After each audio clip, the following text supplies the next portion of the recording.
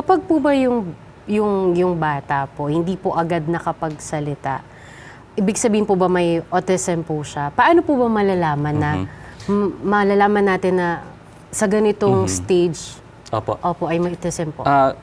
Kung ang tanong po ay kung hindi agad nagsasalita, hindi naman agad autism po yun. Kasi kung speech delay, may kakayahan siya. Nalilate nga lang, yun yung speech delay.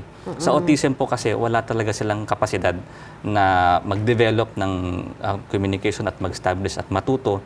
Kaya yung isa pa sa mga nahihirapan silang gawin, na present po sa lahat ng may autism, ay yung mag-develop at mag-maintain at yung makaintindi ng mga relationships.